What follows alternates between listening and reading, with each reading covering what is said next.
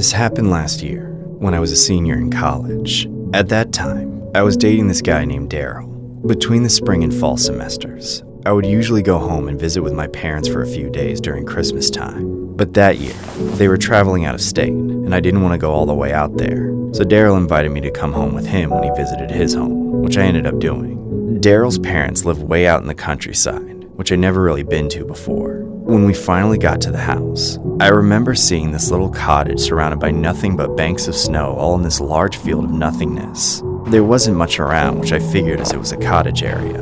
Daryl's parents eventually came out to meet us. As soon as they saw me, their smiles disappeared into blank looks of disapproval. At that moment, I realized Daryl had probably not shown them any pictures of me, and since my name didn't give it away, they were probably quite shocked to find out we were an interracial couple. I tried not to let it get to me so I could make a good impression, hoping that with time they would be more accepting. On the surface, everything was fine. It was a nice, cozy Christmas Eve, and Daryl's parents made dinner for us. We started chatting at the table, trying to get to know each other. However, I couldn't shake the feeling that they looked down on me like I had no business being with their son. Hey, you mind cleaning up and doing dishes? Wait, what?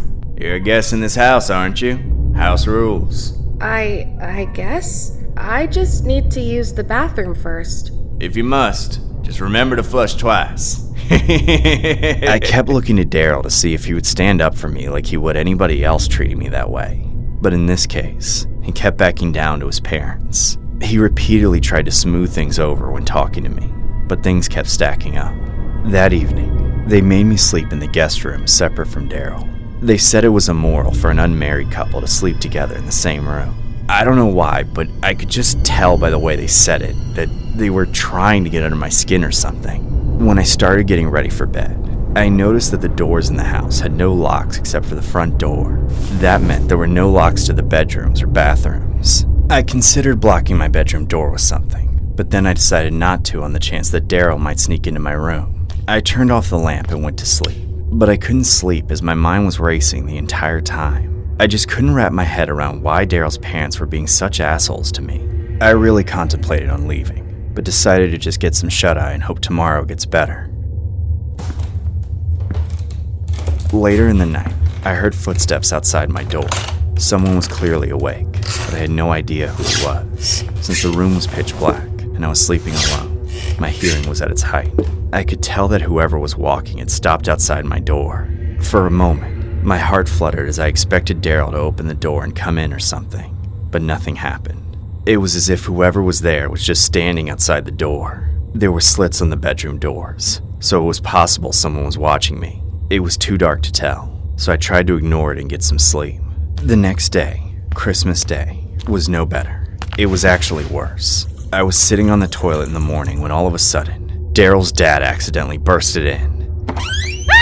Oh, sorry, didn't mean to. Didn't think anyone was in here. Can you please close the door? Just don't forget to flush twice. At first, I thought the whole flush twice thing was a crude joke. But no, they were listening in on me to make sure I actually did it. This whole visit was just weird as hell. I couldn't wait for my stay to end so I could get the hell out of there. An hour or so after bedtime, I heard the sound of creeping footsteps outside my door again. It seemed like the footsteps had once again stopped in front of my door. I had to make sure someone wasn't actually out there spying on me, so I got up to check. I slowly approached the door, scared out of my mind. When I finally opened the door, I saw Daryl's dad standing right in front of me, completely naked. I slammed the door screaming and put my weight against it to keep it shut. A few moments later, Daryl came to check on me, so I opened it for him. Daryl justified his dad's behavior by telling me it was okay because his dad sleepwalks, but I didn't buy it. I couldn't wait for morning, so I called my mom and begged her to pick me up, mainly because Daryl refused to leave his parents before he was supposed to. Needless to say, I broke up with him shortly after that. He had a hard time letting me go, though. He called and texted me over and over again until I had to block him on everything and ghost him, only for him to show up at my door a few times, begging to get back together with me. I threatened to file a restraining order against him, which was thankfully enough for him to stop messaging me. It just goes to show I probably dodged a bullet with that guy. This story was inspired by a horrific Christmas incident submitted by a viewer who claimed she was terrorized by her ex's family during her stay, prompting her to leave early and break up with her boyfriend. Some of those terrifying things she experienced was all portrayed in the animation. She claims the incident happened during the Christmas of last year. The viewer also includes a photograph of the alleged house she claims she quote-unquote escaped from. The viewer concludes the email by saying that her ex still tries contacting her to this day despite her ghosting him since the occurrence.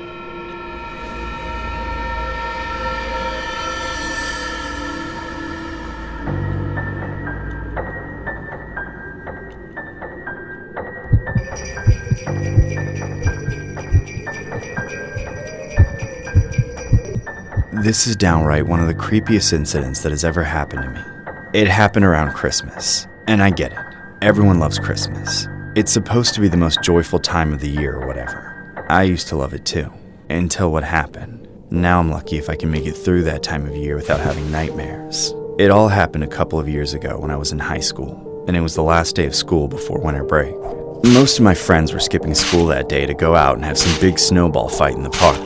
I wanted to skip class too, but I didn't want to get in trouble. My parents were very strict. I dreaded going to school that day though, because I had to walk there. It wasn't the farthest walk, so it didn't make much sense for me to take the school bus. It was still at least a 5-minute walk though, and it was freezing outside at that time of year. My parents couldn't drive me to school because our family only owned one car, and my mom had to take it to work early every morning. My dad didn't have the option to drive me even if he wanted to. So I got ready for class that day and reluctantly started to walk to school. It was early, so the sun hadn't fully risen yet. It was still a bit dark outside, which of course only made it colder. Plus, it was snowing that day. We had been having a bit of a blizzard. The streets were completely empty as I walked down them. All I could think about was how pointless the last day of school was going to be. That's when I saw a man dressed as Santa standing ahead of me. He was an older guy with a beard, and he had the red suit and everything. He was holding a large bag of candy. I thought it was pretty strange that he would be outside so early, especially since it was snowing and cold, but I figured there were a lot of Christmas crazies out there, so I continued to walk towards him. As I got closer, his face started to creep me out. He definitely didn't look like he should be wearing a Santa costume. I couldn't fully say what it was. He just looked freaky and off. I didn't want to have to walk past him, but I couldn't really cross the street because cars were coming here and there. It looked like the other side of the sidewalk was piled with snow anyway. I was stuck where I was. I decided to continue walking and just mind my own business. When I got closer to the guy, I tried to just keep my head down and walk around him. I was almost past him when he suddenly held out the bag of candy and said, "Would you like a piece of candy?" I gestured with my hands no, politely declining his offer. Then I continued walking away as fast as I could. I didn't know why, but something about this Santa guy made me feel very uneasy. I was happy to be away from him, but as I walked, I began to hear footsteps behind me. I didn't want to turn around because I was scared as hell. I picked up the pace and tried to speed walk a bit, but the footsteps behind me got faster as well. I was shitting bricks. I was 95% sure that it had to be Santa following me. I didn't know what to do. Part of me just wanted to take off running, but I didn't know if that would just set him off. There didn't seem to be any good options. I hoped and prayed for a car to drive by at that moment, but of course, the roads were completely deserted. There was no one around to see what would happen. It was a scary, horrifying feeling knowing that whoever was behind me could literally attack me without any bystanders getting in the way. At this point, I deeply regretted not skipping school like everyone else. My heart was pounding in my chest, but I tried to appear calm. I didn't want him to know that I was on to him. I thought that if I could just get to school, then I would be safe. The whole time, I kept hearing footsteps behind me. They didn't pause for a moment. Finally, I couldn't take it anymore. I had to know if it was him. I nervously turned my head to look behind me. And that's when I saw the same Santa standing right behind me, smiling like a creep. "You should have taken the candy." The man then charged at me with full force. I tried to get away, but he was too quick. He grabbed me with both arms and lifted me in the air, trying to drag me away. I kicked and screamed as loud as I could, but he was too strong. "Naughty girls don't get candy. Just be a good girl so I can put you on the nice list." Finally, I was somehow able to break loose and started running to the school. I sprinted as hard as I could, but I could still hear the Santa's footsteps behind me. I don't know how I managed, but I made it to school without him grabbing a hold of me again. I burst through the front doors and alerted the secretary of the front office. The school eventually called the cops. The police later found the guy in a bus. He He was still wearing the same Santa costume. He was arrested shortly after. The cops never found out why he targeted me, but they suspected that he'd been watching me for a while to learn my route to school. I was completely traumatized. My parents have since made me take the bus to school every day.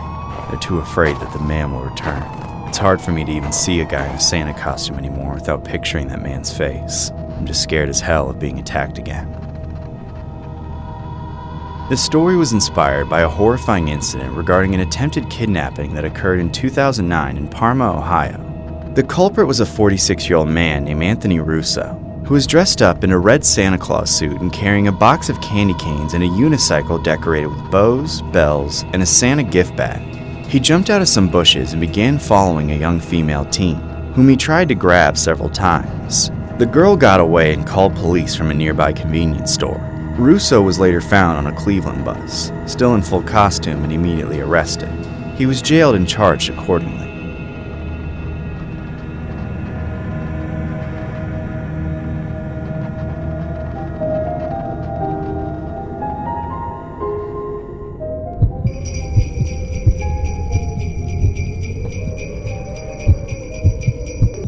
I'm the manager of a thrift store in my town's biggest shopping district.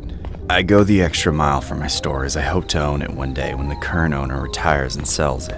There are a couple big chain franchises and a few locally owned stores, so the market is very crowded. Unfortunately, business has been very slow for a while, and we've even experimented with later closing times to compete for business, even during the holidays. My shifts seem to drag on forever out of boredom as barely anyone was shopping there, but we struggle a lot with competition with similar stores in the area.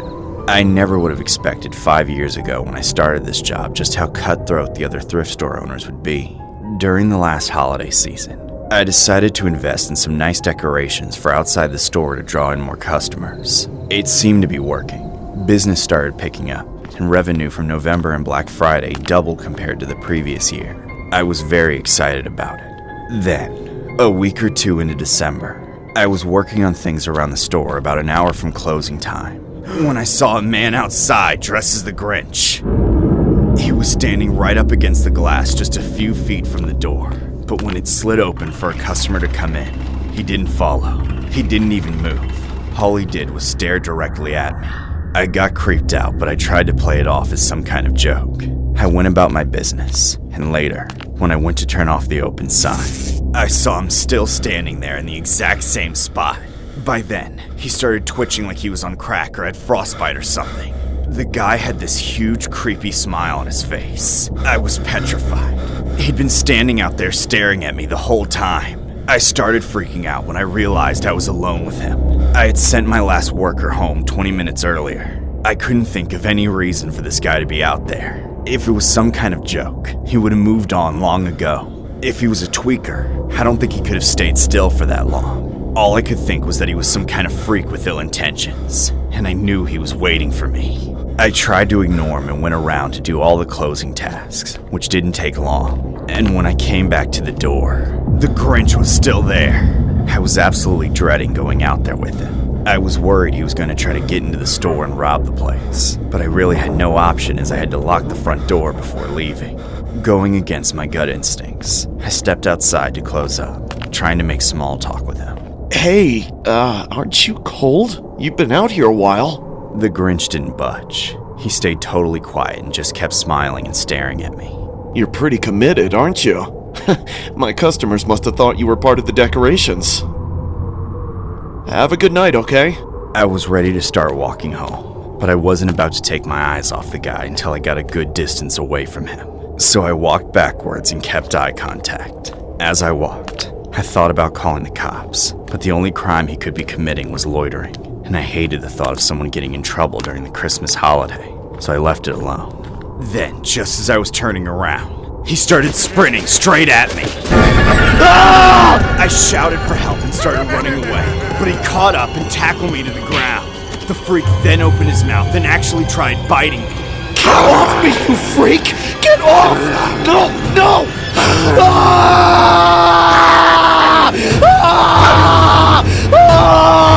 I'm a mean one, and I'm coming to rip your head off and make it a Christmas ornament! Help! Somebody help me! Police!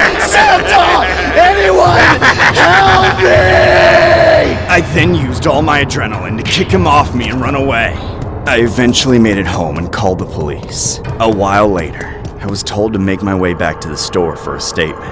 I didn't want to risk getting caught out in the open and attacked again, so I took an Uber. When I arrived, there was no sign of the Grinch. However, my stomach dropped when I saw what he had done to my store.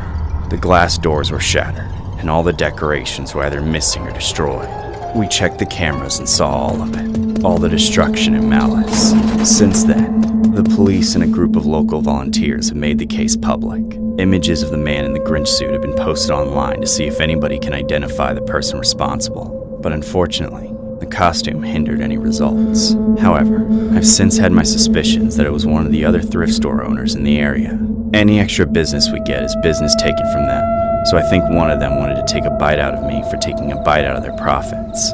I've continued to put out decorations for every holiday since, but I've been too afraid to go all out like I did the first time.